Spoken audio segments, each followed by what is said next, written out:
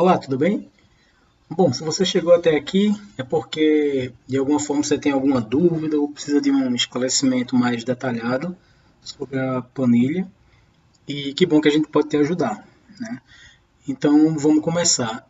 Para facilitar para todo mundo, a ideia, eu criei um case, na verdade é um estudo de caso muito simples de um restaurante, né, com números fictícios, para a gente exercitar como projetar o fluxo de caixa para frente. Tá legal? Então, assim, o primeiro passo para fazer isso é inserir o saldo da conta corrente no primeiro dia 8 de abril, tá? Se a gente está projetando a partir de abril, primeiro dia 8 de abril. Se a gente está projetando a partir de maio, primeiro dia 8 de maio, e assim por diante. Tá? Então, aqui, quando eu pego no meu exemplo, né, uma empresa de food service, eu coloquei aqui saldo da conta corrente em primeiro de abril de 2020. Então, eu coloquei aqui R$ 1.500. Vou chegar aqui e digitar o valor de R$ 1.500. Tá? Na letra B, ele me pede para inserir a previsão de receitas da empresa mês a mês. Por óbvio que tem negócios que são bastante complicados, né, gente? Assim, da gente estimar uma receita, principalmente negócios de alimentação, enfim, com receitas que não são recorrentes. Você tem que matar um leão por dia. Então, o que eu peço, na verdade, agora é um exercício de abstração, baseado no conhecimento do negócio que vocês têm.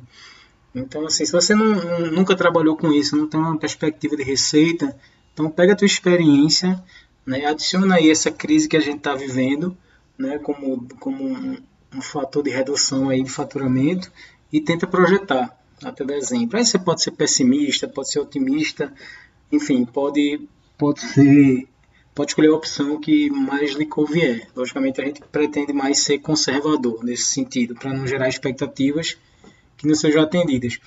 Então, no exemplo da gente, a gente está pegando um total de receitas aí previstas de 50 mil em abril e demais meses 25 mil. Então, eu venho aqui 50 mil em abril e demais meses 25 mil reais. Tá? Então, até aí, simples. Quando eu olho para as despesas, é em tese o mesmo raciocínio. Aí o empresário tende a ter um controle maior das despesas. Então, eu estou usando muito esse momento que a gente está vivendo, que eventualmente você vai ter um corte de custo aqui, outro ali, não necessariamente sendo pessoas, mas vai haver a redução de custo. Então, para o exemplo da gente, a gente pegou aqui um total de despesa prevista para abril de 40 mil e demais meses 20 mil. Então, nota aqui 40 mil em abril e demais meses 20 mil. Tá? E essa receita, e tanto a receita quanto a despesa, ela não precisa ser igual, pode variar, baseado no conhecimento que você tem do seu negócio. Tá? Estou arredondando aqui para ficar um exemplo simples para todo mundo. Tá? Então, assim, a letra D, ela pede aqui para a gente inserir a previsão de investimento. Para quem não está muito familiarizado, o que é que ocorre? Muitas empresas investem em maquinário, equipamentos, para obter um retorno em cima deles a médio prazo. E isso existe um desembolso. Muitas vezes esse equipamento ele é financiado pelo Banco do Nordeste, pelo BNDES e outras instituições financeiras. E isso gera um contrato que você tem que estar pagando ali mês a mês.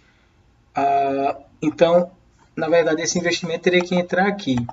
Com o intuito de simplificar o exemplo da gente, eu coloquei um investimento zero, tá? Para não ficar muito complexo. E aí cada um vai no seu tempo. Então, concluído todos esses preenchimentos, né, de maneira correta, você validou, não, está tudo certinho, você vem aqui nesse botão, acesse seu fluxo de caixa, e ele vai estar projetado. Tá? A gente colocou aqui R$ 1.500 de saldo inicial, né? As receitas aqui, a gente colocou 50 mil e 25 mil nos demais meses, então está correto. As saídas, né, que são as despesas, a gente colocou aqui menos 40 mil e 20 mil nos meses seguintes. Em investimento a gente zerou.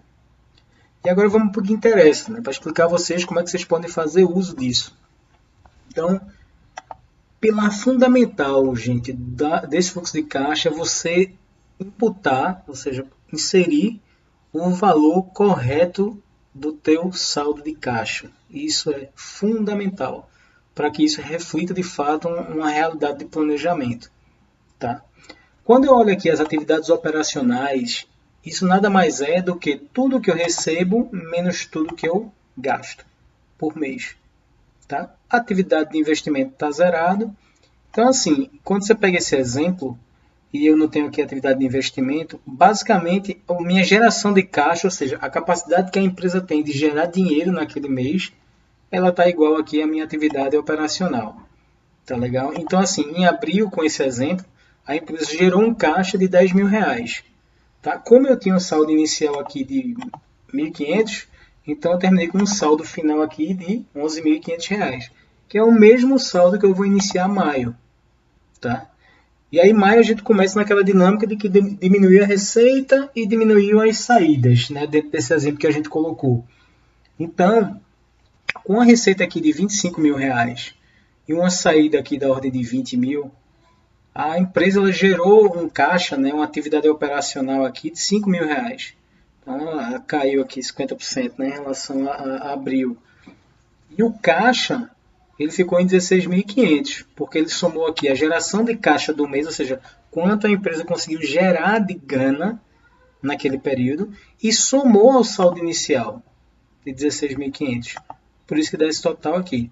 Então, esse é o raciocínio que a gente vai utilizando mês a mês para estar verificando como é que está a saúde do caixa da empresa, como é que a gente projeta e como é que a gente enxerga de fato, ou seja, fechou o mês de abril. Realmente ficou em 11.500 reais aqui o saldo final? A geração de caixa foi 10 mil? Ou foi muito menos? Ou foi muito mais? Então isso serve de um balizador para que você vá tomando as decisões. Tá? Logicamente aqui eu coloquei um cenário aqui favorável, então assim, o fluxo de caixa aqui nunca vai estar negativo. Né? Mas de acordo com a realidade de cada um de vocês, a partir do momento que vocês vão inserindo informações dentro do contexto do negócio, então assim, esse saldo final aqui, por exemplo, de junho pode dar negativo. E aí já é um alerta para que você tome algumas decisões. Se prepare para tomar algumas decisões. Né? Então tem que abrir mais os custos, ver de fato o que é que está pesando, né? Colocar os custos em ordem de prioridade. Né? Culturalmente a gente sempre tem a tendência a não vamos ter que cortar pessoas.